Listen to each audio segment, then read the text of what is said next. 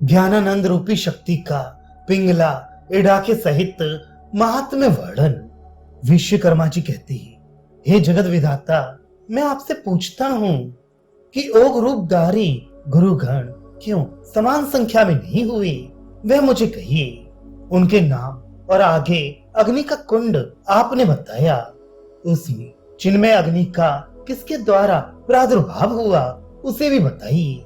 उस कुंड में आपने पराशक्ति को किस हेतु से स्त्री रूप में भावना कर ध्यान पूर्वक देखा? हे विभो, आप उसका कारण समझाएं। मैं अद्भुत कथा को बारंबार सुनता हुआ भी तृप्ति अनुभव नहीं करता। ये सत्य है कि कौन व्यक्ति अपनी आत्म मूर्ति पराशक्ति के कथा रूपी अमृत पान से अघाता हो, केवल वही पुरुष जो दैव का मारा और जड़ बुद्धि के समान ठूंठ है। उसे छोड़ अन्य कोई भी इस दिव्य गुण संपन्ना भगवती के महती कथा रूपी अमृत पान से तृप्त नहीं होता। इसलिए हे भगवान, यदि मेरे सुनने योग्य हो तो आप विशेष रूप से मुझे बतलाइए। विश्वकर्मा के उस कथन को सुनकर पितामह ने प्रसन्न हो आदेश दिया, हे तुष्टे, खूब सावधान होकर नाना चित्र विचित्र आख्यानों वाली पुरातन कथा को सुन, जिसे शंकर जी ने पार्वती को सब ओर से गुप्त रूप में रखकर कहा था। उससे मैं प्रसन्न हो कहता हूँ, मित्रीश आदि जो राजराजेश्वर कामेश्वर भगवान द्वारा रचे गए, वे स्वच्छ स्फटिक संवित्ति रूप वाले वाणी विद्या गुरु हैं। पराशक्ति ही पश्यंती, मध्यमा, वैखरी और परारूप में चतुर्विध प्रकार होकर शब्दमय होती है। उस क्रम को मैं तुझे बताऊंगा जो भली प्रकार से गोपित है, रहस्यमय रूप से गूढ़ है। त्रिपुरा नाम की जो शक्ति है सच्च संवेदनामयी है। वह ना तो वाणी और ना अन्य चक्षु आदि इंद्रियां और ना मन ही पहुंच पाता है। सभी अस्तित्वों की सारभूत आत्म रूपा वह परमेश्वरी है। उसमें अनिर्वचनीयता है। वहां न धर्म है न धर्मवान है। वह धर्मों के विवर्जन होने से संपूर्ण तत्वों का आश्रय, चिति, सच, अद्वितीय और वाणी से अगोचर है। उसका स्वरूप आत्मा है, उससे अधिक अन्य कुछ नहीं है। वही सर्व स्वातंत्र भरता वाली है, अतः माया नाम से कही गई है। ये अतर्क्य और अपरिनियोज्य अर्थात मन वाणी से प्रतिपाद्य न होने वाली महात्म्य वाली अखिल आश्रय है। वे स्वयं अमल आत्मा स्वरूपा ही बहुत प्रकार से विशेष रूप से रचना करती है। स्वलीला मात्र से ही जगत जाल को बनाती है। यह वायु मारुत चलने से विकल्प शब्दात्मा स्थूल और मध्य के विभेद से सूक्ष्म तथा कारण भेदों से चार प्रकार का है। उसमें जो स्थूल रूप है वह वैखरी कहलाता है। उसमें ध्वनि रूप वाला अव्यक्त है। वर्णात्मक व्यक्त कहलाता है। वह लौकिक और अलौकिक होने से विविध प्रकार से सर्वत्र स्थित है। उसमें नाद स्वरूप ब्रह्म के अंकुर वाला उक्त ध्वनि 7 प्रकार का है। षडज, ऋषभ, गंधार, मध्यम, पंचम, धैवत और निषाद, ये 7 वीणा और कंठ आदि से उत्पन्न स्वर हैं। इनकी षट, सप्त, पंच, 4 और 9 संख्या के भेद से विभिन्न विविधताएं हैं। इस प्रकार फिर बारंबार भेद होने से इनकी इस मिथम संख्या में गिनने के योग्य रूप नहीं है। ये देव संस्थान ही 7 संख्या वाले गुरु हैं। उसी से दिव्योत कहे जाते हैं। ये मित्रीश से प्रभावित हैं। व्यक्त रूप अलौकिक विद्या में है, 4 कूट वाला है। उसके आश्रय में रहने वाले सिद्धगण वेद 4 संख्या वाले हैं। ये सिद्ध्योत कहलाते हैं एवं षष्ठीश के द्वारा प्रभावित है। लौकिक मार्ग का रूप वाले मंत्रमय 8 कूटेश्वरीमय हैं। उनके आश्रय में मानव है, अतः वे 8 संख्या वाले हैं। 19 परमित संख्या में ये 3 वर्ग के ओघों में स्थित हैं और डीश भगवान से उत्पन्न ये 8 संख्या में मानवॉग हैं। सब शब्द काल में है। 3 मात्राओं की परम अवधि वाला ध्वनि राशि से युक्त एवं वर्ण आदि 8 वर्ग से है। उसी चर्यानाथ से उत्पन्न हुए ये नवनाथ हैं। काल के अविच्छिन्न लव त्रुटि आदि करने वाले तुरीय पद में रहते हैं।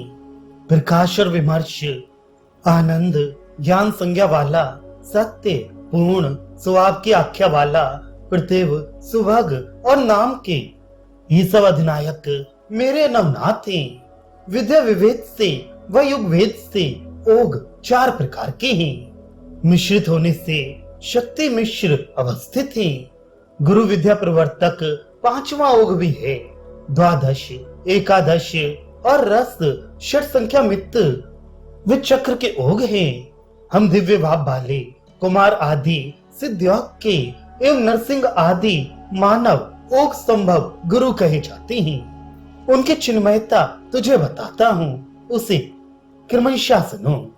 गुण मूर्ति देवगण में जो तृतीय महादेव महेश्वर है, वह तमह प्रधान संहार करता है, परंतु सत्य मूर्ति है। चिन्मय शक्ति उसके अंतर में विकासमान है। उसके शरीर में अनामय मार्ग त्रय है, जो दक्ष, वाम और मध्य संस्थित है। पिंगला, एडा तथा सुषुम्ना नाड़ियों वाला यह इच्छा, क्रिया और ज्ञान में है। उसमें 2 पिंगला एवं एडा भिन्न भिन्न रूप में स्थित है। बीच वाला जो सुषुम्ना नाड़ी का ज्ञान मार्ग है, वह बद्ध गुप्त रूप से है। इस तथ्य को श्रेष्ठ विद्ववृंद कहते हैं। चित स्पंद रूपिणी दोनों पार्श्वों से रुद्ध अर्थात रुकी हुई ऊपर की ओर निकली है। वही क्रिया और इच्छा को प्रेरणा प्रदान करती है। इसलिए मर्त्य प्राणी चेतन कहलाते हैं। क्रिया और इच्छा मात्र से युक्त ज्ञान मार्ग के रुकने से आश्रयभूत चिन्ह मात्र के ऊर्ध्ववाह के कारण उनके चेतन नाम अनवर्थ हैं। ऊर्ध मार्ग वाले त्रियक गति संपन्न प्राणियों के सम्यक प्रकार के रोध से त्रियक स्थिति के कारण वे बाह्य रूप से मूकवत रहते हैं। इसलिए आत्मा में भूत अर्थात बीता और भव्य अर्थात भविष्य को वे चेतना नहीं करते हैं। इसलिए सभी त्रियक प्राणी अचेतन तुल्य ही हैं। ऐसी स्थिति होने पर जो त्रिनेत्र महादेव है, वे उनसे अधिक कला संपन्न है। हम लोगों के अंतर में व्याप्त मध्य नाड़ी चित्ती का स्थान है। उससे अंतः स्थित हमारा विज्ञान पूर्णतः समपलक्षित होता है। महादेव के अंतर में ज्ञान का अधिक विस्तार होने से उसके ऊर्ध्व भाग से भाल प्रदेश में चिदात्मिका मध्य नाड़ी विशेष रूप से फैली चली गई है। अंतः स्तब्ध तमोद्रेक भाव से चित्ती ही अग्नि रूप से स्थित है। इसलिए उस नेत्र से उत्पन्न चिदग्नि रूप में ये प्रसिद्ध है। हमें किस प्रकार इस चिदग्नि की स्त्री रूपा भावना चिंतित की गई, उसे कहूंगा। हे विश्वकर्मन, तू मुझसे सुन। लोक में जो सुख है वह चिदात्मक है। अतएव सुख में पशुओं, घृणा, लज्जा आदि 8 पाशों में बद्ध मनुष्यों की एक प्रीति ही सर्वात्म भाव से स्थित है। लोक में प्रत्यक्ष भावना से देखा गया है कि सुखदायक और सुंदर की अति कामना करती है। स्त्री का रूप कमनीयतया सुंदर है, इसलिए मनुष्यगण सदा सुख साधन के भाव से स्त्रियों को देखते हैं। तुझे एक युक्ति और भी बताऊंगा। जो पराच्छिद्र रूपिणी है, वही सर्वाधिष्ठान भूता है। जो अपने वैभव विस्तार से अपनी स्वतंत्र भरता से प्रकाशित करती है। उसने अपनी आत्म शक्ति नियति द्वारा सबको ही अपने वश में नियत कर रखा है। मोह के कारण मैं करता हूँ, मैं भोगता हूँ आदि अभिमान वृथा है। यदि कर्ता स्वयं हो तो इस प्रकार से फल आदि क्यों देखा जाता है? फिर भी असम्मत प्राप्ति होती है। जो अपना अभीष्ट है उससे अलग फल मिलता है, वह क्यों, सो बता। इसलिए सृष्टि आदि जो कुछ है वह सभी उसका विजृंभण मात्र अर्थात लीला विलास है। इसलिए योषि दृश का उसी से प्रकट रूप से विभावित उद्घाटित किया गया है। संपूर्ण विश्व का वैचित्रमय जो विधान है वह सब स्वातंत्र महिमा का निबंधन क्रियाकलाप है। इस प्रकार चिंतामणि ग्रह में स्थित महाराज्ञी है। तब महाराज्ञी में अंत स्थित उस गृह राज को देखकर महादेव सदा शिव ने उसे भली प्रकार समुचित न मानकर श्री देवी के अनंतर पूर्व में कहे गए पुर का निर्माण किया। ब्रह्मांडों में स्थित जो देव दैत्य और मर्त्य आदि प्राणीगण हैं, वे भगवती त्रिपुरेशानी की उपासना कर सालोक के अर्थात आत्म देवता के लोक की प्राप्ति रूपा मुक्ति को प्राप्त हो गए। वे लोग उन्होंने स्थानों में पृथक पृथक निवास करते हैं। इंद्र ब्रह्मा आदि देवगण भी इसी प्रकार उन दलों की अंतर भूमिकाओं में दीर्घ काल तक उस पुर में रहते हैं।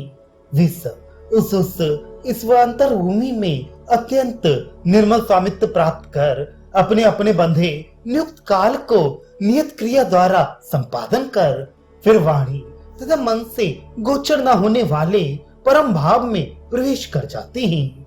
उसके बाद ब्रह्मा इंद्र चंद्र प्रमुख आदि देवगण पूर्व में कथित स्थित सायुज्य अभेद प्राप्ति को पाकर सब ओर निवास करती हैं। अभी जो ब्रह्मा वहां विद्यमान है उसके साथ अन्य ब्रह्मांडों को प्राप्त हो 60,000 संख्या में 663 ये देवगण ब्रह्मा के साथ सायुज पदवी को प्राप्त हो गए हैं।